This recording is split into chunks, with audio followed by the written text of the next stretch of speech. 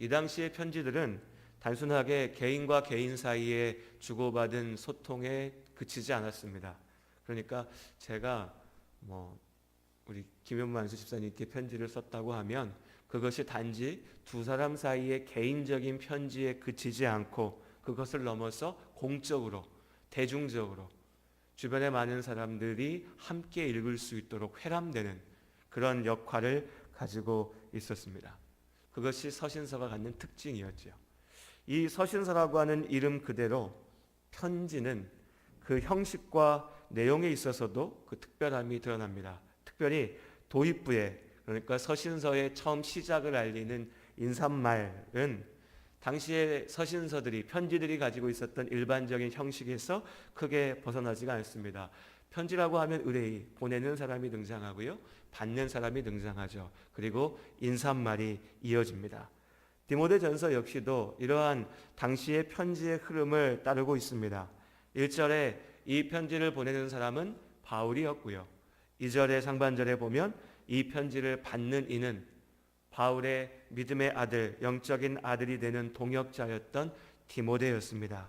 그리고 디모데전서 1장 2절 하반절에 하나님 아버지와 그리스도 예수 우리 주께로부터 은혜와 긍휼과 평강이 내게 있을지어다. 아멘. 이라고 하는 것이 디모데에게 전하는 바울의 축복의 인사였습니다. 오늘 이 시간에는 디모데전서의 본문의 말씀으로 구체적으로 들어가기에 앞서서 바울이 전한 이 인사, 이 축복의 내용을 좀 자세히 살펴보려고 합니다. 우리가 서신서들을 강의하고 살펴볼 때도 이 인사는 그저 가볍게 넘어가는 경우들이 많아서요. 특별히 은혜와 긍휼, 평강이라고 하는 이 표현들이 오늘날에도 교회 안에서 자주 사용되어지지만 사실 그 뜻을 살펴보면 우리는 성경의 본문에 담겨져 있는 그 깊은 의미를 잊어버린 채 그냥 우리가 쉽게 사용하는 그 뜻대로 은혜와 긍휼, 평강이라고 하는 말을 우리식으로 사용하고 있다는 것을 종종 보게 됩니다. 오늘 말씀 가운데 사도 바울이 어떠한 의미로 이 은혜와 긍휼과 평강의 축복을 디모데에게, 그리고 디모데가 섬기고 있는 에베소 교회에게 전했는지 말씀 가운데 한번 살펴보기를 원합니다. 먼저는 은혜입니다. 헬라어 단어로는 카리스라고 하는 것인데요, 이 은혜는 우리말 사전을 제가 찾아보니까 고맙게 베풀어주는 신세나 혜택이라고 정의합니다.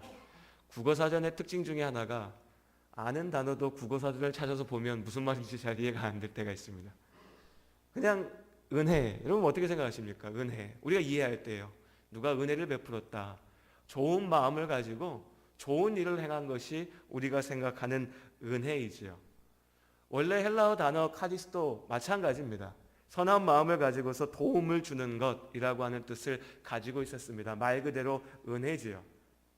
그런데 바울은 이 은혜라고 하는 단어에 자신이 이해하고 자신이 전하고자 하는 예수 그리스도의 구원의 본질을 담아서 사용합니다. 그러니 사도 바울에게 이 은혜라고 하는 말은 그냥 쉽게 인사말처럼 은혜 받으세요, 은혜가 있기 원합니다 라고 쉽게 전할 수 있는 말이 아니라 사도 바울의 믿음의 본질, 우리의 구원에 대한 이해를 담고 있는 한 단어였습니다.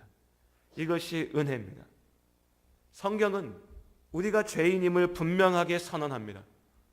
죄인이라는 소리를 듣고 좋아할 사람은 아무도 없겠죠. 하지만 우리가 좋아하든 싫어하든 우리의 반응과는 무관하게 하나님의 말씀은 너무나 분명합니다. 이 땅의 모든 사람이 죄인이라는 것입니다. 그래서 그렇게 죄인된 우리는 창조주 하나님께서 우리에게 주시고자 하시는 그 좋은 것들을 다 누릴 수가 없게 되었고 하나님 앞에 설 자격조차도 잃어버리게 되었습니다. 에덴 동산을 기억해 보세요. 죄를 짓고 난 이후에 사람은, 아담과 하와는 하나님과 함께 했던 그 에덴에서 쫓겨나게 됩니다. 죄인인 이 우리를 구원하기 위하여서 하나님께서 자신의 가장 귀한 것을 내놓으셨습니다. 바로 하나님의 독생자가 되시는 예수 그리스도께서 우리를 위하여, 나를 위하여서 낮아지시고 죽임당하셨다는 거죠.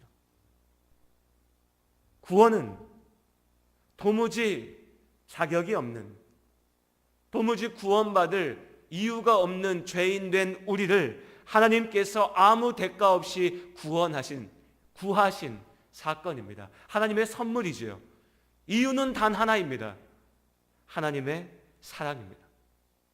우리 오늘 오전의 말씀에도 나누었지만 다시금 이 말씀을 기억하기 원합니다. 하나님께서 세상을 이처럼 사랑하사 독생자를 주셨으니 이는 그를 믿는 자마다 멸망하지 않고 영생을 얻게 하려 하심이라. 아멘. 하나님께서 세상을 사랑하사, 하나님께서 나를 사랑하사, 하나님께서 나를 사랑하셨기 때문에 우리를 구원하셨고 하나님께서 그 사랑으로 우리의 삶을 지키시는 줄로 믿습니다. 거듭 말씀드리지만 우리에게 합당한 자격이 있어서가 아닙니다. 우리가 무언가 구원받을 만한 일을 해서가 아닙니다. 우리를 구원하시고 나서 무언가 대가를 요구하시기 위해서도 아닙니다. 말 그대로 값없이 사랑으로 우리를 구하셨습니다. 이것이 성경에서 말하는 은혜입니다. 그래서 은혜는 막연하게 좋은 마음으로 좋은 일을 한 것이 아니라 아무 대가 없이 우리를 구하기 위하여 가장 귀한 것을 내어놓으신 하나님의 그 사랑 자체입니다. 이것이 바울이 은혜라고 하는 단어 가운데 담아서 전하는 인사입니다. 은혜가 가득하길 원한다. 그리스도 예수 안에 하나님께서 우리에게 주시는 사랑이 너희에게 있기를 소원한다. 우리 가운데 하나님의 이 은혜가 가득하기를 원합니다. 다음으로 긍휼과 평강이 있지요. 긍휼이라고 하는 것은 사실 성경이 아니면 우리가 쉽게 찾아보기 어려운 한자어입니다. 뜻은 어렵지 않습니다. 불쌍히 여겨서 돕는 것이죠. 그런데 여기서 우리가 이 긍휼과 그냥 쉽게 생각하는 동정과 분명히 차이가 있다는 것을 알아야 됩니다. 성경에서 이야기하는 긍휼은요, 성경에서 이야기하는 긍휼, 불쌍히 여겨서 돕는 것은 그냥 돕는 것이 아니라 특별한 관계 속에서 이루어지는 겁니다. 하나님과 하나님의 백성 사이의 언약의 관계, 약속의 관계 가운데서 주어지는 거죠. 그러니까 하나님께서 아무나 보고 불쌍히 여겨서 내가 도와야겠다라고 하시는 것이 아니라 하나님의 택함 받은 자녀를 보며 우리를 바라보시며 하나님의 백성을 바라보시며 하나님께서 우리를 불쌍히 여기시고 우리를 안타깝게 여기시고 우리를 향하여서 주의 손을 내미시는 겁니다. 긍휼은 단순히 불쌍히 여기는 마음에 그치는 것이 아니라 이 불쌍히 여기는 마음으로 행하시는 하나님의 손길까지, 하나님의 일하심까지를 나타냅니다. 마찬가지로 긍휼은 자격 없는 자에게 하나님께서 값없이 주시는 선물입니다. 우리의 삶 속에서 비추어 보면 하나님께서 내 인생의, 내 삶의 어려움과 문제와 아픔을 아시고 그냥 알고 너 참 안 됐구나, 너 참 불쌍하다, 너 참 어렵겠다라고 그치고 계신 것이 아니라 우리의 그 어려움, 아픔, 문제를 안타까워하시며 이 문제를 해결하기 위하여서 우리의 삶에 개입하시는 겁니다. 우리의 삶 속에 들어오시는 겁니다. 그래서 하나님의 긍휼은 우리에게 소망이 됩니다. 왜냐하면 긍휼이라고 하는 말은 쉽게 얘기해서요, 하나님이 나를 버려두지 않으신다라고 하는 이유가 되기 때문입니다. 역시 마찬가지로 내가 그런 하나님의 도움을 받을 만한 자격이 있어서가 아니라 하나님께서 택하신 나를 위하여 하나님의 사랑으로 나를 불쌍히 여기시고 나를 지키신다는 겁니다. 긍휼과 마찬가지로 평강도 하나님과의 관계 속에서 이해해야만이 그 본래의 의미를 알 수가 있습니다. 평강은 영어 성경에 보면 피스입니다. 그리고 우리가 잘 아는 히브리어로요, 샬롬입니다. 샬롬, 평화라고도 이야기할 수 있는 거죠. 그런데 여기서 평화는 우리가 흔히 얘기하듯이 단순한 감정이 아닙니다. 여러분 가정 가운데 평화가 있으십니까? 이번 주는 안 싸웠으니까 우리 집에 평화가 있습니다 라고 하실지 모르겠습니다. 우리의 감정이지요. 우리 느낌입니다. 우리 교회가 평안한가? 평화가 있나? 샬롬한가? 뭐 큰 문제가 없고 뭐 싸우는 사람 없으니까 우리는 평화로워.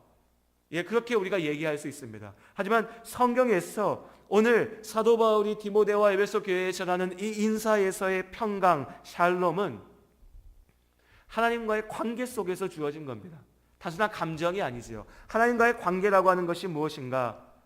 죄로 인하여서 끊어졌던 하나님과 나의 관계가 예수 그리스도의 은혜 가운데 온전하게 회복되어진 겁니다. 이것이 샬롬입니다. 내 인생의 가장 본질적인 문제, 죄의 문제, 하나님과의 단절의 문제, 내가 하나님과 아무 상관없이 사는 사람이 아니라 예수 그리스도의 은혜로 말미암아 하나님과 하나 되어 주의 사랑 가운데 주의 자녀로 살고 있다라고 하는 이 약속, 이 믿음, 이 관계가 곧 평강이고 샬롬입니다. 이것이 오직 예수님만이 주실 수 있는 참된 평화입니다. 이처럼 긍휼과 평강은요, 우리의 감정의 문제가 아닙니다. 여러분, 예수 그리스도 안에서 하나님을 믿는 우리의 믿음은요, 단순한 자기 만족, 자기의 감정이나 내 주관적인 어떤 느낌이 아닙니다. 하나님과의 분명한 관계인 것이죠. 여기서 우리가 은혜, 긍휼, 평강이라고 하는 말을 자주 잘못 사용합니다. 교회에 와서 예배드리고 무언가 가슴에 감동이 있으면 은혜 받았다라고 얘기합니다. 뭔가 좋은 얘기를 듣고 뭉클함이 있으면 은혜 받았다라고 얘기합니다. 앞서 말씀드린 것처럼 뭔가 큰 문제 없이 그냥 평안하게 평탄하게 잘 살고 있으면 샬롬하다라고 이야기합니다. 무언가 어려운 일을 바라보면서 불쌍한 마음이 들면 하나님이 긍휼하심을 주었다라고 이야기합니다. 하지만 성경에서 이야기하는 은혜와 긍휼과 평강은 이러한 감정을 뛰어넘는 것입니다. 하나님께서 우리를 하나님의 축복받은 자녀로 택하셨습니다.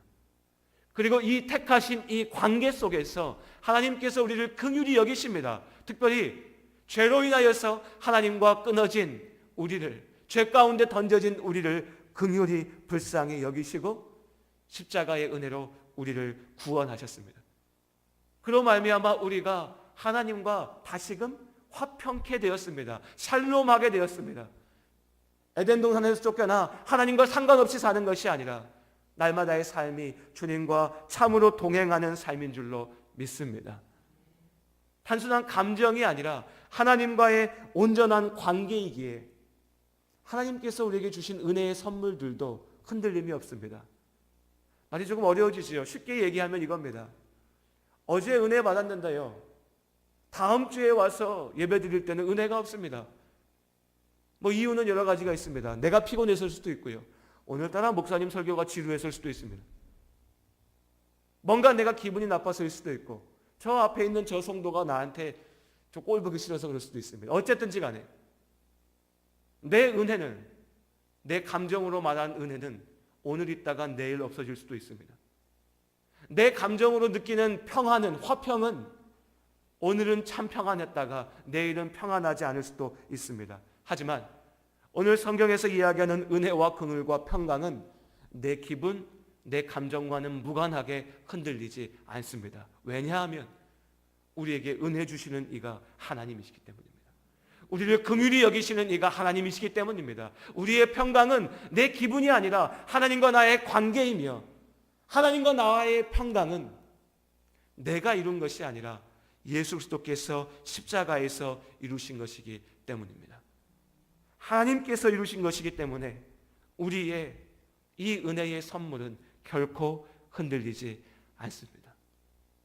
우리가 이루는 것이 아니라 하나님의 은혜, 하나님의 선물입니다. 그래서 우리의 소망은 확실합니다. 때로 내가 세상을 살아가며 왜 내 인생에 이렇게 은혜가 없지? 라고 답답해하며 괴로워할 때에도, 왜 내 삶에는 평안이 없지라고 눈물 흘릴 때에도, 여러분, 그것은 나의 감정일 뿐이지 나를 향하신 하나님의 사랑은 흔들림이 없으신 줄로 믿습니다.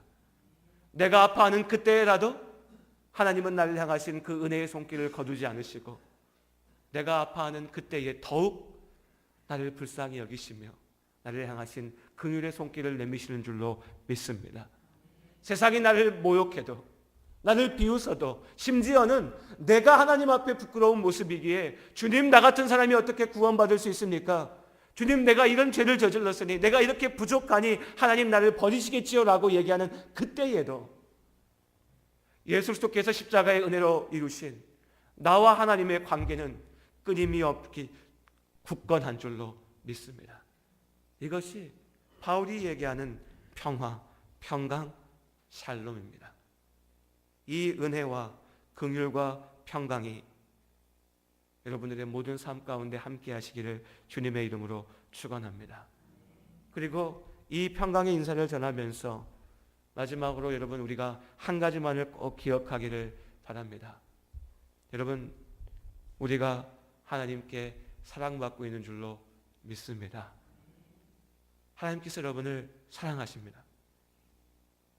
하나님께서 우리를, 이 자리에 계신 한 분 한 분을 값없이 구원하셨습니다. 내가 스스로 실패했다고, 내가 못났다고, 내가 모자라다고 포기할 그때라도 하나님께서는 결코 여러분을 포기하지 않으십니다. 우리는 이미 하나님의 은혜 가운데 있습니다. 거듭 말씀드리지만 내가 잘나서 이룬 것이 아니라, 내가 기도해서, 내가 노력해서, 내가 교회에서 봉사해서, 내가 무언가를 해서 이룬 것이 아니라 예수 그리스도께서 십자가의 은혜로 우리의 구원을 이미 이루신 줄로 믿습니다. 그러니 여러분, 우리가 용기 내야 됩니다. 용기 내시기 바랍니다. 하나님께서 나의 구원자가 되십니다. 하나님께서 나의 삶을 지금도 보고 계시고 하나님께서 나의 그 삶을 긍휼히 여기십니다. 내가 눈물을 흘리며 기도할 때 나를 버려두고 계신 것이 아니라 나를 불쌍히 여기시며 나를 이끄시는, 나를 도우시는 위로의 손길을 이미 내밀고 계신 줄로 믿습니다. 예수 그리스도의 십자가의 은혜로 하나님과 우리의 관계는 이미 회복되었습니다. 그래서 하나님께서 지금 우리의 예배를 받으시는 줄로 믿습니다. 그리고 지금 우리가 누구에게도 말 못할 아픔을 가지고, 어려움을 가지고 하나님 앞에 나아가 기도할 때 그 기도를 들으시는 줄로 믿습니다. 감히 하나님의 은혜를 구할 자격이 없다라고 스스로 생각하는 그때라도 하나님께서 나를 잡고 계신 손을 놓지 않으신 줄로 믿습니다. 새롭게 나아가는 한 주간도 사도 바울이 자신의 인생을 걸어 전하는 이 은혜의 축복을 기억하시길 바랍니다. 예수 그리스도의 은혜와 긍휼과 평강이 이 자리에 계시는 모든 성도님들의 삶 가운데 함께 하시기를 다시 한번 주님의 이름으로 축복합니다. 기도하시겠습니다.